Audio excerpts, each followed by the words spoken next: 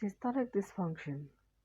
Heart failure caused by systolic dysfunction is more readily recognized. It can be simply described as failure of the pump function of the heart.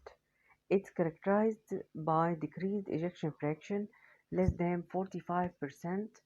The strength of the ventricular contraction is attenuated and inadequate for creating an adequate stroke volume, resulting in inadequate cardiac output.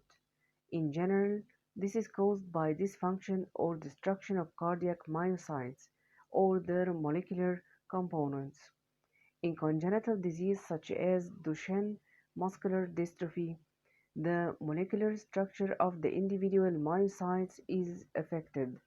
Myocytes and their components can be damaged by inflammation, such as in myocarditis, or by infiltration, such as in amyloidosis.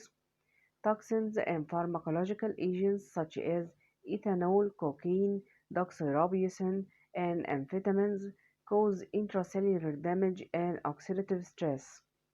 The most common mechanism of damage is ischemia causing infarction and scar formation.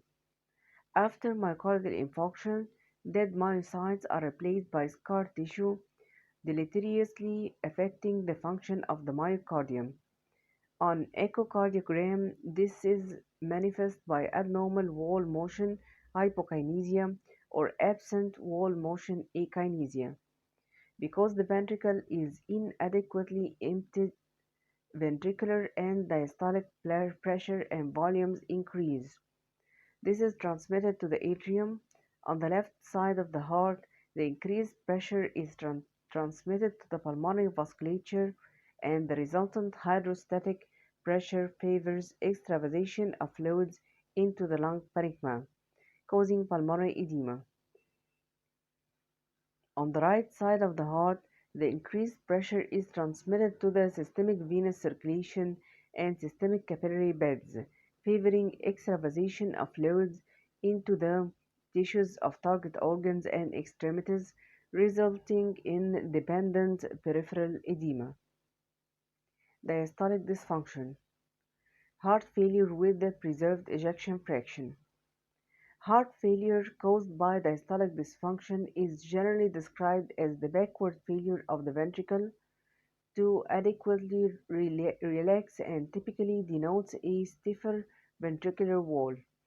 The stiffness and contractility of the ventricular walls in diastole was first described by Pierre-Simon Laplace. This causes inadequately filling of the ventricle and therefore results in an inadequate stroke volume. Stroke volume, a mathematical term amenable to manipulation of many variables. The failure of the ventricular relaxation also results in elevated end diastolic pressure, and the end result is identical to the case of systolic function. Pulmonary edema in left heart failure, peripheral edema in right heart failure. Diastolic dysfunction can be caused by processes similar to those that cause systolic dysfunction, particularly causes that affect the cardiac remodeling. Diastolic dysfunction may not manifest itself except in physiologic extremities if systolic function is preserved. The patient may be completely asymptomatic at rest. However, they are exclusively sensitive to increase the heart rate and sudden bouts of tachycardia, which can be caused simply by physiologic responses to exertion, fever, or dehydration, or by pathological tachyarrhythmias such as atrial fibrillation with the rapid ventricular response may result in flash pulmonary edema. Adequate rate control, usually with a pharmacological agent that slows down AV conduction, such as a calcium channel blocker or beta blocker, is therefore key to preventing decompensation.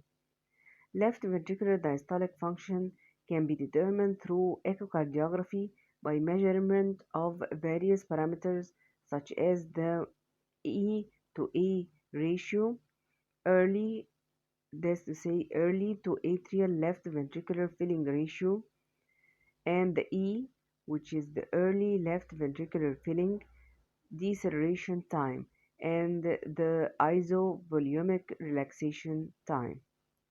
Diagnosis.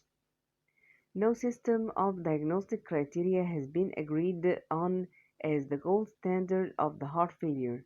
The National Institute for Health and Care Excellence recommends measuring brain natriuretic peptide followed by ultrasound of the heart if positive. Imaging. Echocardiography is commonly used to support a clinical diagnosis of heart failure. This modality uses ultrasound to determine the stroke volume, the amount of blood in the heart that exists in the ventricles with each beat, and the end diastolic volume, which is the total amount of blood at the end of the diastole, and the SV in proportion to EDV, that's the systolic volume proportional to end diastolic volume, a value known as the ejection fraction. In pediatrics, the shortening fraction is the preferred measure of systolic function. Normally, the ejection fraction should be between 50% and 70%. In systolic heart failure, it drops below 40%. Echocardiography can also identify valvular heart disease and assess the state of pericardium, that is to say, the connective tissue sac surrounding the heart. Echocardiography may also aid in deciding what treatments will help the patient, such as medication, insertion of implantable cardioverter defibrillator, or cardiac resynchronization therapy. Echocardiography can also help determine if acute myocardial ischemia is the precipitating cause and may manifest as regional wall motion abnormalities on echo. Chest X-rays are frequently used to aid in the diagnosis of congestive heart failure in a person who is compensated. This may show cardiomegaly and quantified as the cardiothoracic ratio, that is the proportion of the heart size to the chest. In left ventricular failure, there may be evidence of vascular redistribution, that is to say, upper lobe blood diversion or cephalization, curly lines, cuffing of the areas around and the bronchi, the, and interstitial edema. Ultrasound of the lung may also be able to detect curly lines.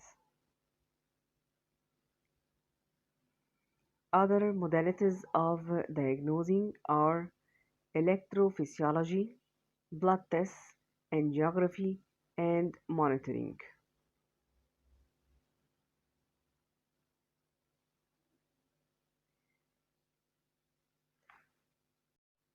Management of heart failure.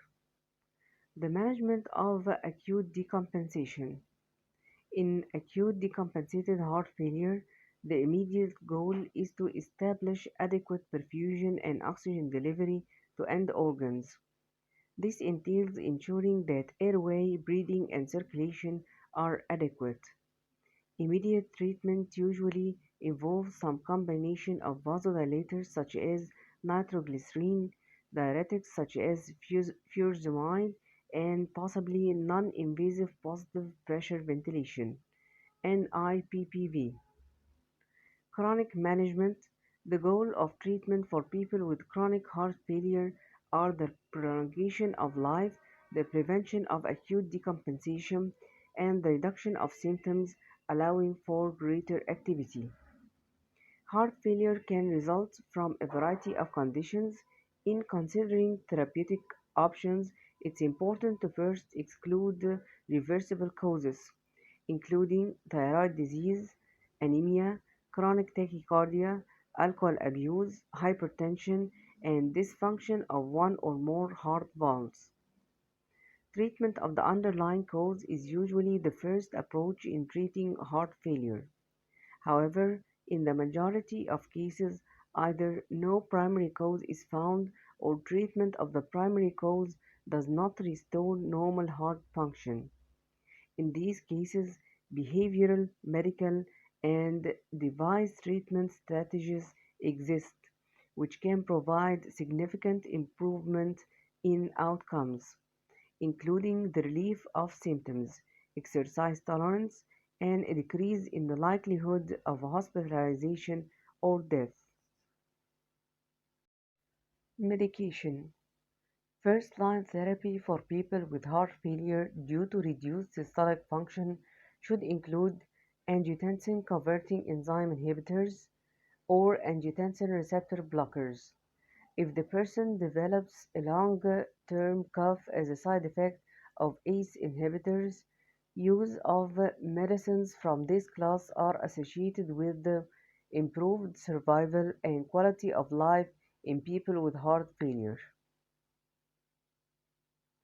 Beta-adrenergic blocking agents (beta blockers) are also form part of the first line of treatment, adding to the improvement in signs and symptoms and mortality provided by ACE inhibitors and ARB. The mortality benefits of beta blockers in people with systolic dysfunction who also have atrial fibrillation is more limited than in those who do not have atrial fibrillation. If the ejection fraction is not diminished, the benefits of beta blockers is more modest. A decrease in mortality has been observed, but reduction in hospital admission for uncontrolled symptoms has not been observed. In people who are intolerant of ACE inhibitors and ARBs and who have significant kidney function, the use of combined hydralazine and long-acting nitrates such as isosorbide dinitrate are an effective alternative. This regimen has been shown to reduce mortality in people with moderate heart failure. It's especially beneficial in African Americans. In people with markedly reduced ejection fraction, the use of an aldosterone antagonist in addition to beta blockers and ACE inhibitors can improve symptoms and reduce mortality. Second-line drugs for congestive heart failure do not confer a mortality benefit. Digitalis is one such drug. Its narrow therapeutic window, high degree of toxicity, and the failure of multiple trials to show a mortality benefit have reduced its role in clinical practice. It's now used only in a small number of people with the refractory symptoms who are in atrial fibrillation and/or who have chronic low blood pressure. Diuretics have been the mainstay of treatment for treatment of fluid accumulation and include diuretic classes such as loop diuretics, thiazide-like diuretics, and potassium-sparing diuretics. Although widely used, evidence on their efficacy and safety is limited, with the exception of spironolactone antagonists. A recent Cochrane review found that in small studies, the use of diuretics appeared to have improved mortality in individuals with heart failure. However, the extent to which these results can be extrapolated to a general population is unclear due to the small number of participants in the cited studies. Anemia is an independent factor in mortality in people with chronic heart failure. The treatment of anemia significantly improves the quality of life for those with heart failure, often with a reduction in severity of the NYHA classification, and also improves mortality rates. The latest European guidelines recommend screening for iron deficient anemia and treating with the parenteral iron if anemia is found. The decision to anticoagulate people with heart failure, typically with left ventricular ejection fractions less than 35%, is debated, but generally, people with coexisting atrial fibrillation, a prior embolic event or condition which increases the risk of an embolic event such as amyloidosis, left ventricular non-compaction, familial dilated cardiomyopathy, or a thromboembolic event in a first-degree relative. Minimally invasive therapies include AICD, automatic implantable cardioverter defibrillator, and also CCM, cardiac contractility modulation, CRT, cardiac resynchronization therapy. Surgical therapies. People with the most severe heart failure may be candidates for ventricular assist devices (VAD). VADs have commonly been used as a bridge to heart transplantation, but have been used more recently as a destination treatment for advanced heart failure.